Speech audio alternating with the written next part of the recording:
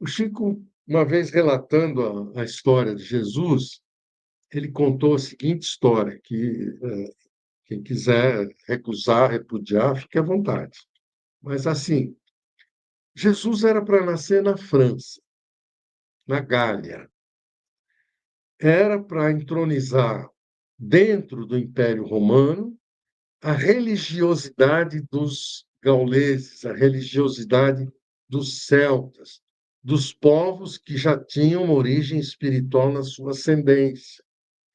Então, o objetivo da missão de Jesus era com os gauleses de entronizar a espiritualidade dentro do Império Romano. O Império Romano já tinha a ciência, que era propriedade do Império, a tecnologia do Império, de fazer estradas, palácios, templos, etc. Então, eles têm a ciência ao lado deles.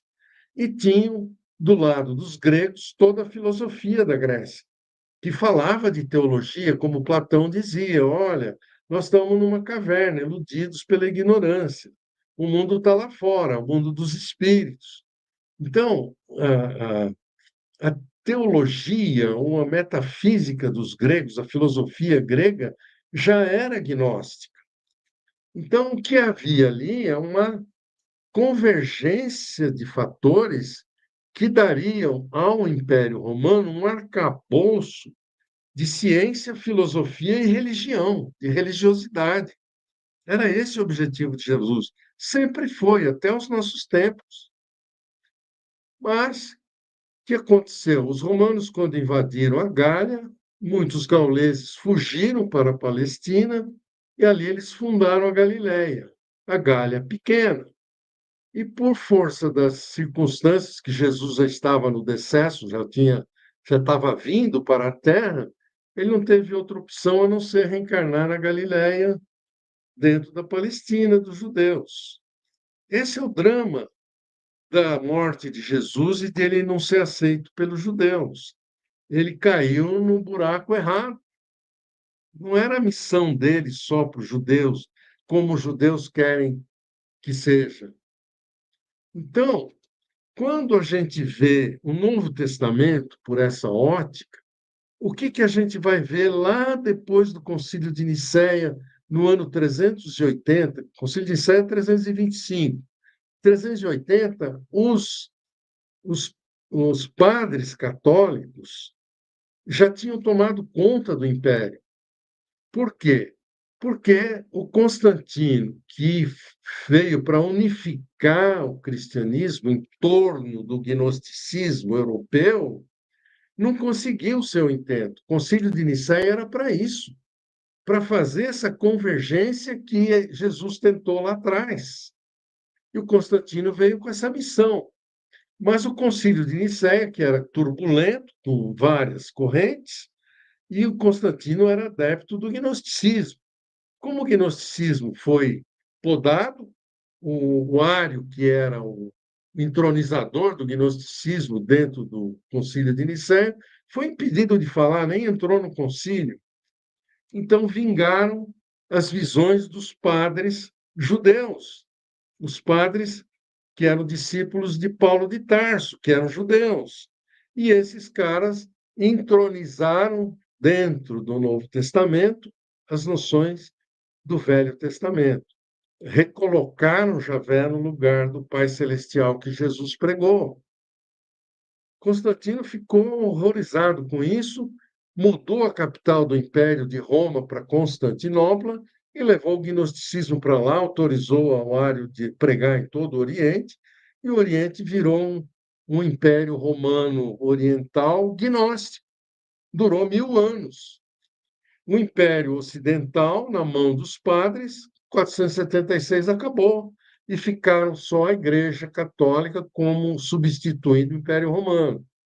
E a Igreja Católica, sob a égide de Javé, abarcou o Novo Testamento, submeteu o Novo Testamento ao Velho, criou a Bíblia, que não existia, botou a Bíblia como sendo o livro sagrado, e dentro da Bíblia 50 páginas, num livro de 400 e 500 páginas, 50 só do Velho Testamento.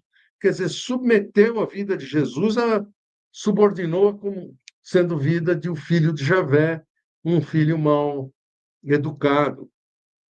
Mas quando você vê a conversa de Jesus falando de Javé, ele fala: vocês são filhos do demônio, e o demônio criou vocês, ou seja, a raça humana é criada por seres imperfeitos, seres demoníacos, que estão em evolução, melhorando, mas a origem não é nada boa, é na base da violência, da agressão.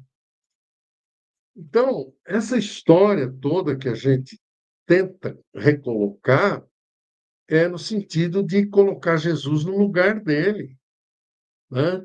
Hoje nós ainda temos a Bíblia como fonte de estudo teológico, porém é preciso tirar da Bíblia o Novo Testamento e estudar ele à parte.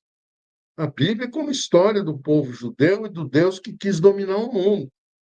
E o Novo, a história do Pai Celestial com os espíritos dominando a matéria.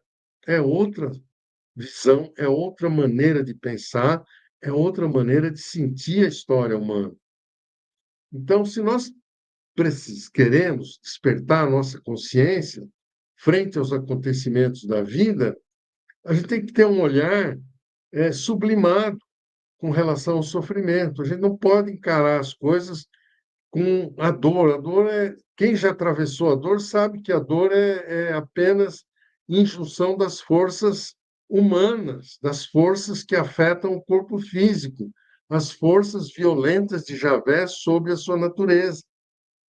O espírito não sente isso, o espírito não pega fogo, não queima, não morre de flechada, não está sujeito às injunções do corpo físico. Então, pouca, poucos espíritas compreendem isso, né?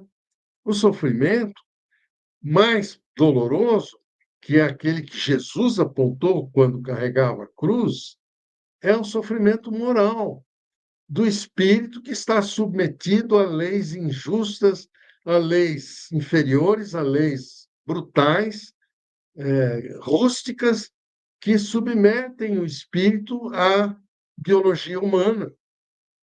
É isso que está errado. Então, temos que inverter esse papel. Mas para inverter esse papel, é preciso compreender Jesus como o guia dos nossos espíritos e não o guia da humanidade para conquistar o mundo. O mundo ele tem que se organizar de um modo coerente em que religião, ciência e filosofia compõem um arcabouço de conhecimento que leve a essa conclusão: o espírito seja superior à matéria. Então, esse é o propósito de estudar a teologia, estudar Jesus sob um enfoque novo de teologia, e não da teologia que a gente está acostumado a quebrar a cabeça sem encontrar respostas. Mas essa abertura, quem deu para a gente foi o Chico. Conversando com ele, a gente foi tendo muita dificuldade para compreender, muitos de nós saímos do catolicismo, tínhamos noções do catolicismo, que é, de certa forma, o Velho Testamento sobre o Novo, e a gente aprendeu Jesus como um ser subordinado a Javé. Mas essa inversão de papéis é a que nos cabe fazer hoje, para poder encarar a realidade da nossa sociedade, a realidade do mundo, como uma obra fracassada, que não deu certo. E que nós aqui ficamos aprisionados na ilusão de que isso aqui é a felicidade. Isso não é. Isso aqui é uma prisão espiritual. Que tem mundos mais felizes? Claro que tem. Por quê? Porque nesses mundos, os espíritos que estão habitando lá, a despeito de terem corpos fisiológicos, eles já têm essa noção espiritual maior do que a nossa, do que nós estamos tentando abarcar. Então, quando nós falamos em transição, né, terrestre, nós estamos falando a transição de uma sociedade terrestre para um degrau de iluminação espiritual em relação ao mundo material. É isso que vai acontecer se a gente sobreviver ao clima que está sendo colocado para nós nesse fim de tempo. Se não estourar uma guerra de extermínio, se os cataclismos da natureza não acabarem rejeitando o próprio ser humano como um vírus inconveniente que só faz besteira aqui, tudo isso está dentro das possibilidades futuras. Os extraterrestres que fazem projeções a partir das suas análises das ocorrências terrestres, eles criam cenários futuros e, dentro dos cenários futuros, parece que o que está mais caminhando para se realizar no futuro é uma Terra deserta, com meios mortos-vivos, aí uma civilização decadente, fim da linha, com seres humanos totalmente desorganizados, completamente vivendo como animais. Essa é a perspectiva. Se estourar a guerra, se a gente destruir a natureza, se tirar os recursos de sobrevivência, vai acabar se tornando um treco desse tipo. Agora, para reverter isso, só o despertar da consciência espiritual.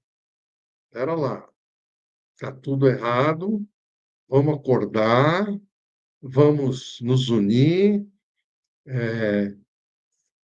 Essas correntes ideológicas, elas são induzidas a serem opostas visceralmente por força do ser que nos domina, que quer sempre ver quem é o mais forte, é o que é o Javé.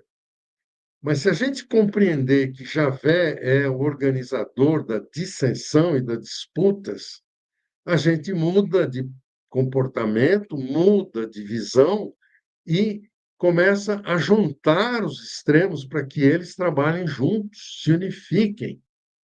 Que esse é o destino da humanidade. Unir os extremos é o caminho do meio que Jesus falava. A virtude está no meio. É a prudência, o equilíbrio, a cooperação, a fraternidade, o amor no princípio maior. Então, é isso que está para o nosso estudo, né? É isso que está sendo colocado para a gente estudar, analisar, refletir e começar a trabalhar para que as instituições, as leis, se modifiquem no sentido de dar ao homem suporte para que a espiritualidade comande a vida e não o interesse, a ganância, a lei do mais forte.